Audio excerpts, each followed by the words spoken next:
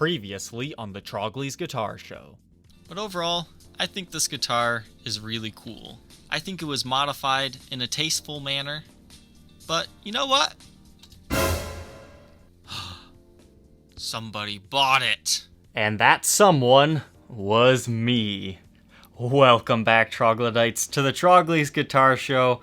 I'm sorry I lied to you guys, but I was trying to be as transparent as possible, trying to make it obvious that I bought it, but I was surprised. Absolutely no one called me out on my shenanigans. So yes, I did buy this customized SG simply because I was very curious about what this guitar was. Now, looking at the initial photos of this guitar, I thought, okay, this can't be the real wood grain. It must be some sort of veneer that they put over it. That's not right either. A few helpful YouTubers messaged me saying there's this little paint roller thing that you can use to get wood grain like this. And I didn't know that existed until this guitar, and I would say the results are pretty stunning. I'm surprised more manufacturers don't do something like this. So this guitar is a 2005 Gibson SG standard. Pretty much everything else I thought about this guitar was correct. This is an authentic Gibson SG. It's perfectly functional. I don't feel or see any breaks, cracks, or repairs on it, so I'm guessing this was just a custom paint job done by someone, and I think it looks terrific. It's the perfect St. Patrick's Day episode guitar, so that's why this is being uploaded today. So besides this customization job, everything else about this guitar is pretty much standard. You have your mahogany body with a mahogany neck and a rosewood fretboard. When I think SG, I think a slim neck, and I feel that they're a little bit weak at the heel joint. I don't know, something about playing SGs, I'm always scared they're gonna break on me after receiving that one SG custom where the heel just snapped. This thing feels surprisingly beefy. I think it's because this paint is relatively thick compared to like a thin nitro cellulose lacquer. I don't think this is nitro. I think it's probably some sort of poly finish.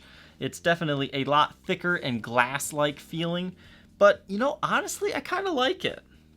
This guitar feels strangely secure for some reason. But the neck profile on this thing is a beefy 50s neck. And I've got to tell you, this guitar sounds amazing.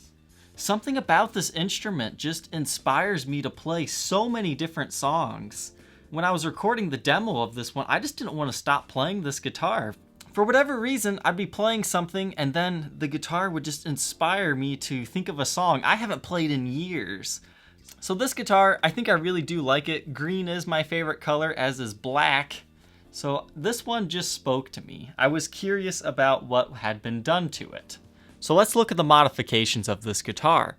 In the photos, this looked like it was black and the logos were just painted over green, which I thought was really cool, but when you get this in the light, it's actually blue. That is one of the first things I noticed about this guitar, and I thought that was a really cool idea, because it kind of changes depending on your viewing angle from black to kind of a blue color. And again, I love these green Gibson logos. I wish Gibson would do that on more models. As far as stock Gibsons that come with this, you're pretty much limited to the Widow series and the Goddess series, but I think they really should do this more often.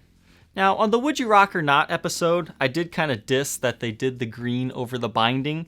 Now, in person, I think it looks a little bit better. You can kind of see there's a distinct color difference because you have it sprayed over mahogany here, whereas on this, you have it sprayed over a cream color. Now, I think it definitely does look a lot better in person than it did in the photos. However, if you look at it straight on, you can see they got some of that paint along the edges, and that's kind of where it starts looking a little more cheap. But for the most part, I think it does look good. It really does add to the vibe of the whole finish of the guitar with the binding. And you can still see your fret marker dots on the side of the neck, so that's always very helpful as well. Once again, this was an SG standard. There were 2 additional holes here at one point in time. And the question everybody wants to know, I made fun of why this thing was still here, the 3-way switch. What does it do? Absolutely nothing. It's disconnected. Kind of anticlimactic, but I kind of had a feeling that's what it would be. In the Would You Rock or Not episode of this guitar, I questioned why they left this here, because they got rid of these two additional controls. Why did they not just paint this over? I was really hoping this would be wired up as like a kill switch or something, but it's not. It is possible to do that, but I'm not going to touch the wiring because usually once I try to wire something, I just mess it all up. Something I really wish they would have took the time to do was to remove the input jack from the front and move it to the side. Since they were already removing holes on the top anyways, that would be the one thing that would make this guitar even closer to perfection for me. Perhaps they decided to leave this three-way toggle switch just in case they decided they didn't like just having one pickup and they wanted to add another one. Because the routes are still there for the neck pickup. So this way you can have a master volume, master tone, and still have your three-way switch. So I guess if you're looking to buy this guitar and get your neck pickup back, it's a good thing they left it there. Now this pickguard, it looks like it says E-Rock. And I guess that's something people spray paint on trains and walls. I'm not really sure what that means. That might be the signature of the artist, or it just might be kind of a pop culture type thing. I'm not really sure. But what's unique about this pickguard is it's kind of a semi-wet transparent material that they just sprayed this on top of. So the sides right here are actually kind of a clear color. You can see the back of the pickguard here in this photo. And I was curious to see if these cracks were actually in the finish or if they were actual cracks in the pickguard. They're in the finish. The only crack in the pickguard is right up here. You kind of have some separation from over-tightening. Now, I thought this might be a Gibson P94, strictly because of just what it is. It's a humbucker-sized P90. When I took this guitar apart, I did find that is actually a bare knuckle pickup. Unfortunately, bare knuckle doesn't have the model numbers on these pickups. I don't understand why pickup manufacturers don't do that. I'm guessing this might be the Mississippi Queen, but whatever this thing is, it sounds phenomenal through my Marshall. It is a fantastic sounding pickup. I could not believe it. And I'm not usually a fan of modifications. But if you're going to modify a guitar, you might as well go all out. Now the back of the headstock here, once again, this is not a veneer. This is just kind of a paint roller technique that makes it look like wood grain. So as you can see, the neck even has this beautiful finish on it. I think it looks spectacular. Now the big question, does it still have a serial number? Yes. If I get it in the light just right, you can just barely make the serial number and Made in USA stamp out. I had to look at that thing for a good 10 minutes to fully get the serial number, but I think I did finally get it. Now the back of this thing is just spectacular looking. It almost has that perfect book match look. It was a very professional job on this back. I love the way this thing looks. Now this guitar was customized and personalized for probably somebody named Ashley, because it says Ashley right there. And this back plate is also finished over in kind of that green and blue hue, but this is the original back plate to this guitar. Now underneath in here, I was really curious if we would see the evidence of the filled in top holes. You don't though. What they did is they did a really large buildup of paint, and I'm guessing they did that to build structural integrity behind this, that way they didn't ever crack or start showing through the finish. So good on them for that. But if you wanted to have your controls back, you'd have to drill through all that paint then. So overall, I kind of took a little bit of a calculated risk on this guitar. I knew I personally liked it, and I was hoping that Would You Rock or Not would get a decent amount of views, that it wouldn't just be like, hey, we all said we hated this guitar, why did you buy it? So thankfully I called that right. The Would You Rock or Not got more views than my subscribers. So to me that means it was a successful video and was definitely worth putting my calculated risk in purchasing this guitar. I personally just thought it looked really cool. Now there is some sparkle in the finish. I don't know if I'm necessarily a huge fan of the sparkle, but at the same time I don't think I would like it if it was just a flat finish either. I like that it has a little bit of pizzazz to it. If I was a gigging musician and didn't always have like 30 really choice Les Pauls and SGs around me at all times, I would definitely consider adding this one to my arsenal. All the hardware and knobs are stock to this guitar. The only thing that's really been changed is your Dunlop strap locks, and you have your bare knuckle P90. So overall, whoever buys this thing is gonna love it. I guarantee it. It is a fantastic instrument. Also, I really hope that this video finds whoever did this custom paint job to this guitar. I think this is a cool enough refinish idea that it's marketable to do for other people.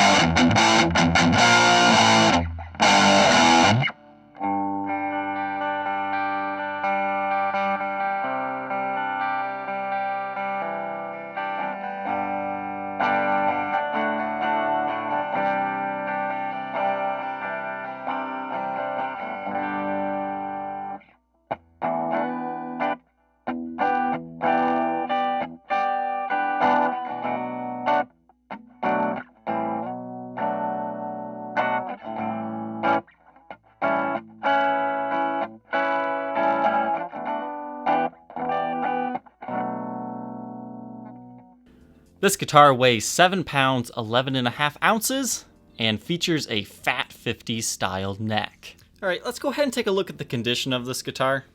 Seeing as this is a refinished guitar, there sure isn't a lot to really go over, but we can see there is some kind of paint defects. It looks like the paint kind of built up around the tuners. So in the light just right, you can see that the paint job wasn't perfect, but it was pretty darn good. you have your just general light scratches from string changes and polishing jobs.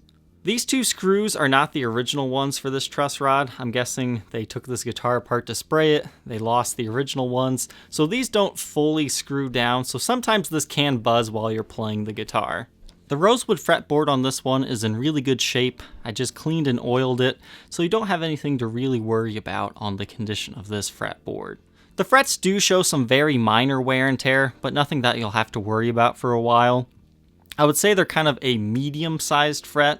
They're not quite very tiny, but they're definitely still good for bends yet. Again, I don't believe this is a nitro-styled finish. It feels more like a Fender guitar, so it's probably some sort of poly. And I think these sparkles kind of help mask the little minute scratches on these guitars. But you can see there's lots of handling marks. So it definitely hasn't been played a lot since being made this way.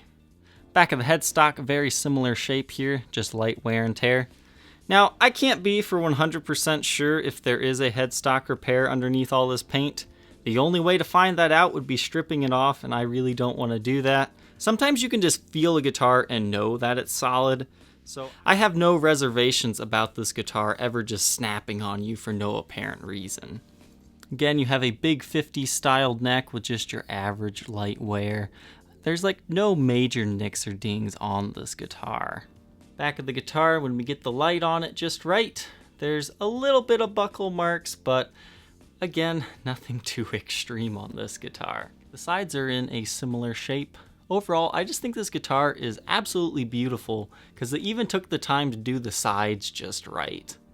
Somebody definitely took their time on this refinish job. Now, since this guitar was refinished, this black light test is pretty much worthless. But I'll show it under black light just for the sake of saying, hey, I showed it under black light. This guitar will not glow at all. That's because it's probably not the right type of finish and it's not even aged at all. So the black light test is pretty well useless because I think pretty much everybody guessed this guitar had been refinished. This guitar shipped to me in a gig bag. So I had this case laying around. It's not the best case, it's really not even a case for a Gibson. This is more of a Fender style, but with a little bit of extra bubble wrap, it'll definitely protect the neck. You have 3 latches on the front and a handle right here. And if you'd rather have the gig bag, I'll definitely substitute it back.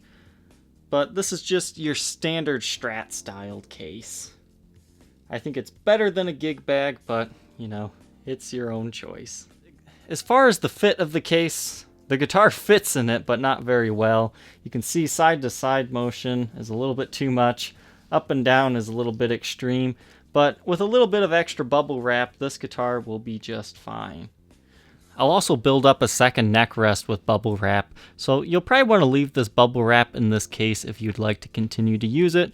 If you think you might be interested in being the next owner of this beautiful customized 2005 Gibson SG, feel free to contact me on my Facebook page, facebook.com/Troglys, Troglys. Thank you for watching, Troglodytes. Don't forget to like, comment, and subscribe, and we will see you tomorrow on the next episode. Take care.